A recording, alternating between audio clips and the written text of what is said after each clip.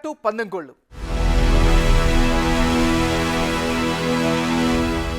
గద్వాల పట్టు చీరలకు ప్రసిద్ధి. గద్వాల పట్టు అంటే మగువలకు మక్కువ. చరిత్ర విషయానికి వస్తే సంస్థానాధీశుల పాలనకు పురాతన కోటలు సాక్ష్యాలుగా నిలుస్తున్నాయి. ఇక రాజకీయాల విషయానికి వస్తే ఇక్కడ డీకే ఫ్యామిలీదే ఏకఛత్రాధిపత్యం. 1957లో డీకే సత్యారెడ్డి స్వతంత్ర అభ్యర్థిగా విజయం సాధించారు. అయితే డీకే అరుణ వరకు ఆ పరంపర కొనసాగుతుంది. 1957 తర్వాత 3 సార్లు డీకే ఏతర అభ్యర్థులు గెలుపొందారు. ఆ తర్వాత డీకే సత్యారెడ్డి 2 సార్లు, సమరసింహారెడ్డి 2 సార్లు, భరతసింహారెడ్డి 1 సారి విజయం సాధించారు. 2014 నుంచి డీకే అరుణ 3 సార్లు గెలిచారు. 2018లో ఓటమి చవిచూశారు. 5వ బరిలో దిగుతున్నారు. గత ఎన్నికల్లో తప్పుడు అఫిడవిట్లు సమర్పించారంటూ బండ్ల కృష్ణమోహన్ రెడ్డిపై హైకోర్టులో పిటిషన్ దాఖలు చేశారు. ఆస్తులకు సంబంధించి అఫిడవిట్లో తప్పుడు వివరాలు చేర్చారని ఫిర్యాదు చేశారు. విచారణ జరిపిన ఉన్నత న్యాయస్థానం కృష్ణమోహన్ రెడ్డిని అనర్హుడిగా ప్రకటించింది. ఈ తీర్పుపై సుప్రీంకోర్టును ఆశ్రయించి స్టే తెచ్చుకున్నారు. వచ్చే ఎన్నికల్లోనూ కృష్ణమోహన్ రెడ్డి వర్సెస్ డీకే అరుణ మధ్య పోరు జరగనుంది. కాంగ్రెస్ పార్టీ నుంచి పటేల్ ప్రభాకర్ రెడ్డి, కె సరిత రేసులో ఉన్నారు. మరి వచ్చే ఎన్నికల్లో ఫలితాలు ఏ విధంగా ఉండే ఛాన్స్ ఉంది? అభ్యర్థులు ఎవరెవరు పోటీ చేస్తే ఫలితాలు ఎలా రావచ్చు? Big TV exclusive detailed survey రిపోర్టులో వెల్లడైన అంశాలను ఓసారి చూద్దాం. అయితే అంతకంటే ముందు 2018లో గద్వాల రిజల్ట్స్ను ఓసారి పరిశీలిద్దాం. 2018 ఎన్నికల్లో బండ్ల కృష్ణమోహన్ రెడ్డి వర్సెస్ డీకే అరుణ వీళ్ళిద్దరి మధ్యనే ప్రధానంగా పోటీ జరిగింది. ఆ ఎన్నికల్లో బీఆర్ఎస్ పార్టీకి 53%, కాంగ్రెస్ పార్టీకి 38%, ఇతరులకు 9% ఓట్లు దక్కాయి. అంటే గత ఎన్నికల్లో బీఆర్ఎస్ అభ్యర్థిగా బండ్ల కృష్ణమోహన్ రెడ్డి పోటీ చేయగా అతనికి 53% ఓటు షేరుతో 1,00,000కు పైగా ఓట్లు వచ్చాయి. కాంగ్రెస్ క్యాండిడేట్గా 4వ బరిలో ఉన్న డీకే అరుణకు 38% ఓటు షేరుతో 71,000కు పైగా ఓట్లు వచ్చాయి. అరుణపై కృష్ణమోహన్ రెడ్డి 28,000కు పైగా ఓట్ల మెజారిటీతో విజయం సాధించారు. ఆ తర్వాత డీకే అరుణ బీజేపీలో చేరారు. వచ్చే ఎన్నికల్లో ఆమె కమలం పార్టీ నుంచి పోటీ చేసే అవకాశాలున్నాయి. బండ్ల కృష్ణమోహన్ రెడ్డికి మరోసారి ప్రత్యర్థిగా ఆమెను నిలవనున్నారు. మరి ఈ ఇద్దరితో పాటు కాంగ్రెస్ పార్టీ నుంచి ఎవరు పోటీ చేస్తే ఫలితాలు ఏ విధంగా ఉండే ఛాన్స్ ఉంది? అభ్యర్థులపై ఓటర్లు వ్యక్తం చేసిన అభిప్రాయాలను ఇప్పుడు చూద్దాం. బీఆర్ఎస్ పార్టీకి చెందినటువంటి నాయకుడు బండ్ల కృష్ణమోహన్ రెడ్డి. మరి బండ్ల కృష్ణమోహన్ రెడ్డికి రాజకీయంగా కలిసి వచ్చేటటువంటి ప్లస్ పాయింట్స్ ఏంటి? ఒకసారి కనుక పరిశీలించినట్లయితే ఏబీవీపీ విద్యార్థి నేతగా అక్రమ మైనింగ్పై పోరాటం చేశారు. అక్కడి నుంచి ఆయన రాజకీయ ప్రస్థానాన్ని కొనసాగించారు. ఇక గత ఎన్నికల్లో బీఆర్ఎస్ అభ్యర్థిగా డీకే అరుణపై అనూహ్యమైనటువంటి విజయం సాధించారు. నెక్స్ట్ జోగులాంబ గద్వాల జిల్లా బీఆర్ఎస్ అధ్యక్షుడిగా ప్రస్తుతం కొనసాగుతున్నారు. రాజకీయంగా కలిసి వచ్చేటువంటి అంశం. నెక్స్ట్ ప్రజలతో సత్సంబంధాలు కలిగి ఉన్నటువంటి నాయకుడు, అదేవిధంగా సమస్యలను పరిష్కరిస్తారు అనేటటువంటి అభిప్రాయాన్ని బండ్ల కృష్ణమోహన్ రెడ్డి అయితే సంపాదించుకున్నారు. ఇది ఆయనకి సంబంధించినటువంటి ప్లస్ పాయింట్స్. మరి మైనస్ పాయింట్స్ ఏంటో కనుక ఒకసారి పరిశీలించినట్లయితే సన్నిహితులు భూ కబ్జాలకు పాల్పడ్డారు అనేటటువంటి ఆరోపణలు బలంగా ఈ నియోజకవర్గంలో వినిపిస్తున్నాయి. ఇది ఖచ్చితంగా ఒక మైనస్ అయ్యే అంశం. అందరినీ ఒకేలా చూడరని కేడర్లో కొంత అసంతృప్తి అయితే కనిపిస్తుంది. ఇది పొలిటికల్గా కూడా కాస్త మైనస్ అయ్యే అంశం. ఇక 2 సార్లు ఓడిపోయారు, కేసీఆర్ ఇమేజ్తోనే గెలిచారు అనేటటువంటి అభిప్రాయం కూడా వినిపిస్తోంది. అంటే సెల్ఫ్ పరంగా కొంచెం మైనస్ అయ్యే అవకాశం ఉంది. ఇక బలమైన అభ్యర్థి డీకే అరుణను మరోసారి ఎదుర్కోవడం టఫ్ టాస్కే అంటున్నారు స్థానికంగా ఉండేటటువంటి ప్రజలు. ఇది ఈయనకి సంబంధించినటువంటి ప్లస్లు మైనస్లు.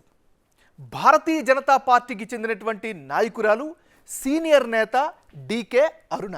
మరి డీకే అరుణకు ఈసారి రాజకీయంగా కలిసి వచ్చేటటువంటి అంశాలేంటి? ప్లస్ పాయింట్స్ ముందుగా కనుక మనం పరిశీలించినట్లయితే గద్వాల నుంచి 3 సార్లు ఎమ్మెల్యేగా విజయం సాధించారు. మంత్రిగా చేసినటువంటి అనుభవం కూడా ఉంది. ఇది ఖచ్చితంగా రాజకీయ పరంగా కలిసి వచ్చేటటువంటి అంశం. నెక్స్ట్ పాలమూరు జిల్లా రైతుల సమస్యలపై గద్వాల నుంచి హైదరాబాదుకు పాదయాత్ర చేశారు. తద్వారా స్థానికంగా మంచి ఇమేజ్ని అయితే సంపాదించుకున్నారు. ఇది కూడా కలిసి వచ్చే అంశం. గద్వాల జిల్లా ఏర్పాటు చేయాలి అనే డిమాండ్తో జోగులాంబ ఆలయానికి పాదయాత్ర కూడా చేశారు. అది కూడా అప్పట్లో బాగా హాట్ టాపిక్ అయ్యింది. ఇవన్నీ రాజకీయంగా కలిసి వచ్చే ఫ్యాక్టర్స్ అయితే రాష్ట్ర స్థాయిలో బీజేపీ కార్యక్రమాల్లో చురుగ్గా పాల్గొంటున్నారు. కేసీఆర్ పాలనపై ఎక్కడికక్కడ ప్రశ్నిస్తున్నారు, ప్రజాపక్షం వహిస్తున్నారు. నెక్స్ట్ గద్వాల పరంగా చూస్తే గద్వాల నియోజకవర్గం మొత్తం ప్రభావం ఉన్నటువంటి నాయకురాలుగా ఆమె అయితే పేరు అయితే సంపాదించుకున్నారు. నెక్స్ట్ బలమైన రాజకీయ వారసత్వ కుటుంబం కావడం కూడా ఈమెకు బాగా కలిసి వచ్చేటువంటి అంశం. ఇది డీకే అరుణకి సంబంధించినటువంటి ప్లస్ పాయింట్స్. మరి మైనస్ పాయింట్స్ ఏంటో ఈసారి ఒకసారి పరిశీలించినట్లయితే పార్టీ కార్యక్రమాల్లో బిజీగా ఉండడం వల్ల నియోజకవర్గంలో పెద్దగా అందుబాటులో లేరు అనేటటువంటి ఒక అభిప్రాయం అయితే సర్వేలో పాల్గొన్నటువంటి ప్రజలు వెలిబుచ్చినటువంటి అంశం. ఇది డీకే అరుణకి సంబంధించినటువంటి ప్లస్లు మైనస్లు. కాంగ్రెస్ పార్టీకి చెందినటువంటి నాయకురాలు కె సరిత. మరి సరితకు రాజకీయంగా అనుకూలమైనటువంటి అంశాలేంటి అంటే ప్లస్ పాయింట్స్ ఏంటో ముందుగా గనక పరిశీలిస్తే సరితకి సంబంధించి రాజకీయంగా ఈసారి కలిసి వచ్చే అంశాలు. గద్వాల జడ్పీ చైర్పర్సన్గా బాధ్యతలు నిర్వర్తిస్తున్నారు. ఇది స్థానికంగా నియోజకవర్గపరంగా కలిసి వచ్చేటటువంటి అంశం. నెక్స్ట్ క్షేత్రస్థాయిలో చురుగ్గా ఉండేటటువంటి నాయకురాలుగా ఆమె అయితే గుర్తింపును సంపాదించుకున్నారు. ప్రభుత్వ వైఫల్యాలను ఎక్కడికెక్కడ ప్రశ్నిస్తున్నారు, ప్రజా గొంతుకగా నిలుస్తున్నారు. ఇది కూడా కలిసి వచ్చేటువంటి అంశం. నెక్స్ట్ జోగులాంబ గద్వాల జిల్లా మొత్తం ప్రభావం చూపించగలరు అనేటటువంటి అభిప్రాయాన్ని అయితే స్థానిక ప్రజలు వెలిబుస్తున్నారు. నెక్స్ట్ జడ్పీ చైర్పర్సన్గా అభివృద్ధి పనులు చేశారు అనేటటువంటి అభిప్రాయం కూడా ప్రజలు వెలిబుచ్చుతున్నటువంటి పరిస్థితి. ఇది కె సరితకి సంబంధించినటువంటి ప్లస్ పాయింట్స్. మరి మైనస్ ఫ్యాక్టర్స్ ఏంటో ఇప్పుడు ఒకసారి పరిశీలించినట్లయితే సిట్టింగ్ ఎమ్మెల్యేకు టఫ్ ఫైట్ ఇవ్వగలరా అనేటటువంటి అనుమానాలు సర్వత్రా వినిపిస్తున్నాయి. ఇదే ఆమెకు ప్రధానమైనటువంటి మైనస్గా చెప్పుకోవచ్చు. ఏదేమైనా ఇది సరితకి సంబంధించినంత వరకు ఉండేటటువంటి రాజకీయంగా ప్లస్లు మైనస్లు. కాంగ్రెస్ పార్టీకి చెందినటువంటి నాయకుడు పటేల్ ప్రభాకర్ రెడ్డి. సో మరి ప్రభాకర్ రెడ్డికి కీలకంగా మారేటటువంటి అంశాలు ప్లస్ పాయింట్స్ ఏంటో ముందుగా పరిశీలించినట్లయితే ముందుగా ప్లస్ పాయింట్స్ని గమనిస్తే సర్పంచు, ఎంపీటీసీ, ఎంపీపీ ఇలా అన్ని రకాలుగా ఆయన తన యొక్క జర్నీని స్టార్ట్ చేశారు. మాస్ ఇమేజ్ ఉన్నటువంటి సీనియర్ నాయకుడు. నెక్స్ట్ పార్టీలో విశ్వసనీయత ఉన్నటువంటి నాయకుడిగా కూడా ఆయన గుర్తింపునైతే సంపాదించుకోగలిగారు. నెక్స్ట్ డీకే అరుణ కాంగ్రెస్ని వీడిన తర్వాత అన్నీ తానే వ్యవహరిస్తూ ఉండడం కూడా ఆయనకి పార్టీ పరంగా కూడా కలిసి వచ్చేటటువంటి అంశం. నెక్స్ట్ గద్వాల జిల్లా కాంగ్రెస్ పార్టీ అధ్యక్షుడిగా కొనసాగుతుండడం కూడా పార్టీ పరంగా కూడా ప్లస్ అయ్యే అవకాశం ఉంది. నెక్స్ట్ కాంగ్రెస్ అభ్యర్థిగా టికెట్ దక్కే అవకాశాలు ఎక్కువగా ఉన్నాయి అనేటటువంటి అభిప్రాయాన్ని కూడా ఈయన సంపాదించుకున్నారు. పార్టీతో పాటు ప్రజల్లో చురుగ్గా ఉండేటటువంటి నాయకుడిగా కూడా గుర్తింపు అయితే కనిపిస్తోంది. నెక్స్ట్ ప్రభుత్వ వైఫల్యాలను ఎక్కడ అవకాశం ఉంటే అక్కడ ప్రశ్నిస్తున్నారు, ప్రజాపక్షం వహిస్తూ ఉన్నారు. నెక్స్ట్ నియోజకవర్గ పరంగా చూసినట్లయితే నియోజకవర్గం మొత్తం ప్రభావం చూపించగలిగినటువంటి సీనియర్ నాయకుడిగా తనకంటూ ఒక ఇమేజ్ అయితే సర్వేలో కనిపిస్తోంది. ఇది ఈయనకి సంబంధించినంత వరకు ఉండేటటువంటి గ్రౌండ్ డీటెయిల్స్. ఈ నియోజకవర్గంలో ఉండేటటువంటి కులాల వారీగా ఉండే జనాభా ఎంత, వారి యొక్క రాజకీయ మద్దతు ఏంటో ఒకసారి పరిశీలిస్తే ఈ నియోజకవర్గంలో బోయలు 30% మంది ఉన్నారు, ఎస్సీలు 17% మంది, కురమ కమ్యూనిటీ 16% మంది ఉంటే మున్నూరు కాపులు 10%, ముస్లింలు 8% మంది ఉన్నారు. అంటే గద్వాల నియోజకవర్గంలో బోయ సామాజిక వర్గం జనాభా అధికం. దాదాపు 30% మంది బోయలు నివసిస్తున్నారు. ఓటర్లుగా వాళ్ళ మద్దతును గనక పరిశీలిస్తే బీఆర్ఎస్ పార్టీకి 35%, బీజేపీకి 40%, కాంగ్రెస్కి 20%, ఇతరులకు 5% మంది మద్దతు ఇస్తున్నట్లుగా బిగ్ టీవీ ఎలక్షన్ సర్వేలో వెల్లడించారు. బోయలను ఎస్టీల్లో చేర్చాలని ఎప్పటి నుంచో డిమాండ్ కొనసాగుతుంది. అది నెరవేర్చలేదని అధికార పార్టీపై బోయలు ఆగ్రహంగా ఉన్నారు. ఇక ఎస్సీ జనాభా విషయానికి వస్తే 17% మంది ఉన్నారు. వాళ్ళు అధికార పార్టీకి 35%, బీజేపీకి 40%, కాంగ్రెస్ పార్టీకి 20%, ఇతరులకు 5% చొప్పున సపోర్ట్ చేస్తున్నారు. కొంతవరకు సంక్షేమ పథకాలు అందుతున్నప్పటికీ దళిత బంధు, డబుల్ బెడ్రూమ్ ఇళ్ల విషయంలో దళితులు అధికార పార్టీపై ఆగ్రహంగా కనిపిస్తున్నారు. 16% మంది కురమల్లో గులాబీ పార్టీకి 45%, కమలం పార్టీకి 30%, హస్తం పార్టీకి 20%, ఇతరులకు 5% మంది అండగా నిలుస్తున్నట్లుగా కనిపిస్తుంది. ఇక గొర్రెల పంపిణీ, రైతు బంధు దక్కడం వారిని అధికార పార్టీకి చేరువ చేస్తుంది. 10% మంది మున్నూరు కాపులలో బీఆర్ఎస్కు 25% మంది, బీజేపీకి 40%, కాంగ్రెస్కు 30%, ఇతరులకు 5% మంది మద్దతు ఇస్తున్నారు. ఇక డీకే అరుణ ఇమేజ్ కమలం పార్టీకి కలిసి వస్తుండగా బీసీ డిక్లరేషన్, బీసీలకు టిక్కెట్లలో ప్రాధాన్యం ఇస్తాము అనే సంకేతాలు సపోర్టుగా ఉండేలా ప్రేరణ కల్పిస్తున్నాయి. 8% మంది ముస్లింల జనాభా విషయానికి వస్తే బీఆర్ఎస్కు 50% మంది, బీజేపీకి 20%, కాంగ్రెస్కు 25%, ఇతరులకు 5% అండగా ఉంటాము అనే అభిప్రాయాన్ని బిగ్ టీవీ ఎలక్షన్ సర్వేలో వెల్లడించారు. కులాల వారీగా ఓటర్ల మద్దతు ఇలా ఉంటే మరి రానున్న ఎన్నికల్లో బండ్ల కృష్ణమోహన్ రెడ్డికి ప్రత్యర్థులుగా ఎవరు బరిలో ఉంటే ఫలితాలు ఏ విధంగా ఉంటాయో ఇప్పుడు చూద్దాం. ముందుగా Bandla Krishnamohan Reddy versus Patel Prabhakar Reddy versus DK అరుణ.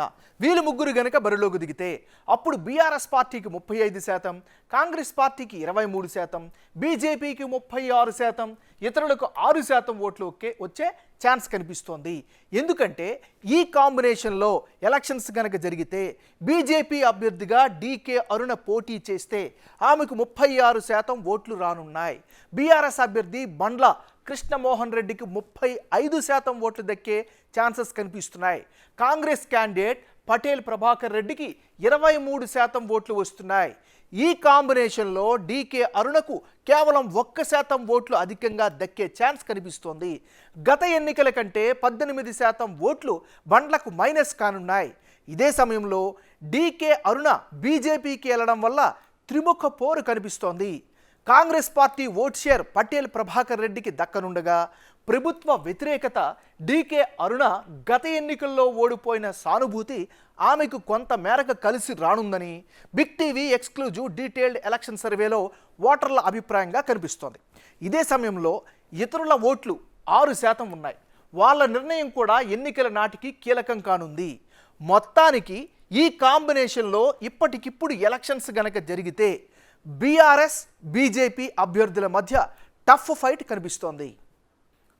బండ్ల Krishnamohan Reddy versus K Saritha versus DK Aruna. వీళ్ళు ముగ్గురు కనుక బరిలోకి దిగితే అప్పుడు బీఆర్ఎస్ పార్టీకి 33%, కాంగ్రెస్ పార్టీకి 25%, బీజేపీకి 36%, ఇతరులకు 6% ఓట్లు దక్కే ఛాన్సెస్ ఉన్నాయి. అంటే కాంగ్రెస్ పార్టీ అభ్యర్థిగా కె సరిత గనక పోటీ చేస్తే పటేల్ ప్రభాకర్ రెడ్డి కంటే 2% ఓట్లు అధికంగా రాబట్టే ఛాన్సెస్ కనిపిస్తున్నాయి. జడ్పీ చైర్పర్సన్గా మంచి పేరు ఉండటం, బీఆర్ఎస్ నుంచి ఇటీవలే కాంగ్రెస్లో చేరడం వల్ల గులాబీ పార్టీ కేడర్ కూడా ఆమెకు మద్దతుగా నిలిచే అవకాశాలు ఉన్నాయని బిగ్ టీవీ ఎలక్షన్ సర్వేలో తేలింది. అయితే బీజేపీ అభ్యర్థి డీకే అరుణ ఓటు బ్యాంకులో ఎలాంటి మార్పు కనిపించడం లేదు. బీఆర్ఎస్ అభ్యర్థి బండ్ల కృష్ణమోహన్ రెడ్డి ఓటు షేరు 2% తగ్గనుంది. ఈ కాంబినేషన్లో డీకే అరుణకు కొంత ఎడ్జ్ కనిపిస్తోంది. ఇతరులకు సంబంధించిన ఓట్లు 6% ఉన్నాయి. ఎన్నికల నాటికి ఈ ఓటు షేరు కూడా కీలకమయ్యే అవకాశం ఉంది. మొత్తానికి గద్వాల నియోజకవర్గంలో బీజేపీ బీఆర్ఎస్ మధ్య టఫ్ ఫైట్ కనిపిస్తోంది. Congress party vote bank DK అరుణకు కొంత బదిలీ అవుతోంది. ఇది ఇవాల్టి పందెంకోళ్ళు. మరో 2 నియోజకవర్గాలకు సంబంధించినటువంటి డీటెయిల్డ్ రిపోర్ట్తో రేపటి పందెంకోళ్ళలో కలుద్దాం. అంతవరకు చూస్తూనే ఉండండి బిగ్ టీవీ.